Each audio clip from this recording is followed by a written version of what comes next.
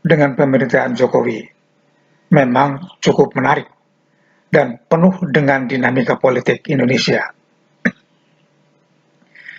Peristiwa tersebut menjadi momen yang sangat signifikan dalam perjalanan politik Indonesia, terutama terkait dengan pasca pemilu 2019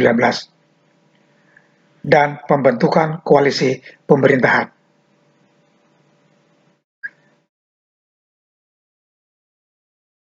Pada Pilgub DKI 2019, Indonesia memang menyaksikan polarisasi yang sangat tajam, terutama dalam kampanye politik yang mengarah pada identitas agama. Kampanye yang dipenuhi dengan ayat-ayat agama dan isu sara menciptakan ketegangan sosial yang cukup besar. Hal ini kemudian berlanjut ke Pilpres 2019 yang semakin memperburuk polarisasi dengan munculnya istilah-istilah seperti cebong dan kampret. Kedua kubu pendukung yang bertarung, Jokowi Ma'ruf Amin dan Prabowo Sandiaga Uno, terpecah dalam dua belah pihak yang saling menentang, menciptakan ketegangan yang sangat terasa di masyarakat. Mengapa Prabowo bergabung dengan Jokowi? Bergabungnya Prabowo Subianto ke pemerintahan Jokowi setelah Pilpres 2019 memang mengejutkan banyak pihak. Hal ini bisa dilihat sebagai sebuah langkah politik yang sangat pragmatis. Ada beberapa alasan yang dapat menjelaskan langkah ini. Keinginan untuk stabilitas politik. Setelah Pilpres yang penuh ketegangan, mungkin ada kebutuhan untuk menciptakan stabilitas politik di Indonesia dengan membentuk koalisi besar dan menyatukan kekuatan yang ada di Indonesia. Bisa menghindari ketegangan yang lebih lanjut dan lebih fokus pada pembangunan ekonomi dan politik yang lebih inklusif. Pemerintahan yang matang. Dalam 4 tahun pemerintahan Jokowi Prabowo, dan Jokowi mungkin sudah saling mengamati satu sama lain. Prabowo yang memiliki pengalaman di dunia militer dan pemerintahan bisa melihat bahwa pemerintahan Jokowi berhasil menjaga stabilitas negara dan menstabilkan sistem ekonomi. Sementara itu, Jokowi sendiri mungkin melihat bahwa Prabowo memiliki kapasitas dan dukungan besar yang bisa menjadi aset bagi pembangunan negara. Kebutuhan bersama untuk negara ada banyak tanggung jawab besar yang dihadapi oleh Indonesia, termasuk saat pengelolaan sumber daya alam, pembangunan infrastruktur, pembangunan sistem pertahanan, kolaborasi antara dua belah tokoh ini bisa memperkuat posisi Indonesia di dunia internasional dan juga dalam mengatasi tantangan domestik. Peralihan kekuasaan yang mulus. Peralihan kekuasaan yang mulus antara Jokowi dan Prabowo yang sebelumnya adalah kompetitor sengit dalam Pilpres 2019 menjadi sejarah baru dalam politik Indonesia. Di banyak negara, peralihan kekuasaan seringkali berlangsung penuh ketegangan dan bahkan konfrontasi.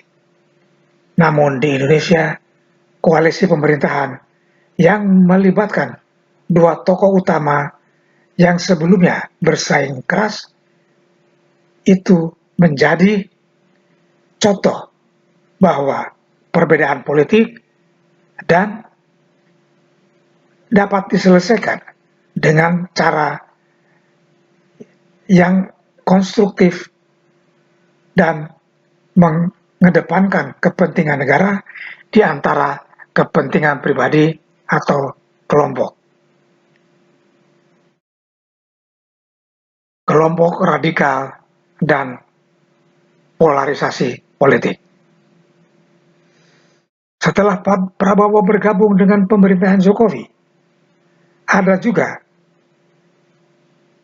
perubahan dalam dinamika politik. Kelompok-kelompok yang lebih radikal, yang mungkin sebelumnya berada di belakang Prabowo atau mendukung oposisi, mulai tersisih secara politik. Pada saat yang sama, pergeseran ini membuka peluang untuk menciptakan pemerintahan yang lebih moderat, yang lebih fokus pada pembangunan ekonomi dan kerjasama antar kelompok. Adanya kerjasama antara Jokowi dan Prabowo juga memberikan gambaran bahwa pemerintahan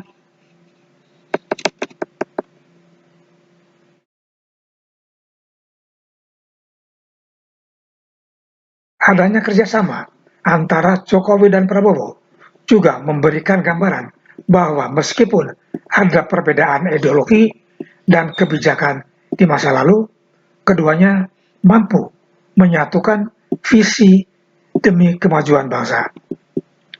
Hari ini juga memberikan sinyal bahwa Indonesia semakin bisa bergerak maju dengan semakin terbangunnya konsensus antara partai-partai besar. Apakah masih ada kelompok yang mau memisahkan Jokowi dan Prabowo? Memang masih ada kelompok atau individu yang merasa terluka atau tidak setuju dengan bergabungnya Prabowo ke pemerintahan Jokowi.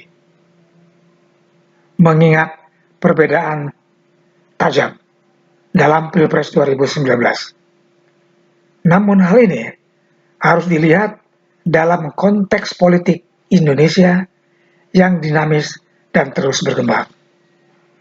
Tentu saja, perbedaan pandangan adalah hal yang wajar dalam politik demokrasi.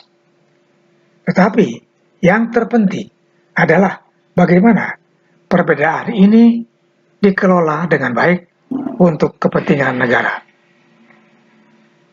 Ke depan, penting bagi masyarakat untuk lebih fokus pada kerja nyata dan hasil konkret dan kolaborasi ini, seperti keberhasilan dalam pembangunan infrastruktur, pembangunan ekonomi, dan penguatan posisi Indonesia di dunia internasional. Perubahan besar dalam politik ini bisa dilihat sebagai langkah untuk mengurangi polarisasi dan mempromosikan kerjasama untuk kemajuan bersama. Jokowi di dalam 10 tahun pemerintahannya telah meletakkan dasar-dasar yang kuat untuk pembangunan ekonomi berikutnya dan telah mencanangkan visi Indonesia Emas 2025. Jokowi telah membangun infrastruktur dari mulai jalan tol, pelabuhan, lapangan udara, demikian juga bendungan-bendungan, yang lebih banyak daripada dilakukan oleh presiden-presiden sebelumnya. Kemudian, Jokowi juga telah melakukan pembangunan di dalam peningkatan kualitas sumber daya manusia. Jokowi melalui Menteri Nadiem telah merevolusi pendidikan dengan menerapkan sistem Merdeka Belajar yang berorientasi pada PISA score yang dipakai oleh dunia atau negara-negara maju. Demikian juga Jokowi melalui DPR telah merubah undang-undang kesehatan yang selama ini dianggap menghambat, sekarang ini lebih memudahkan untuk dokter-dokter menghasilkan dokter-dokter spesialis dan juga dokter-dokter umum.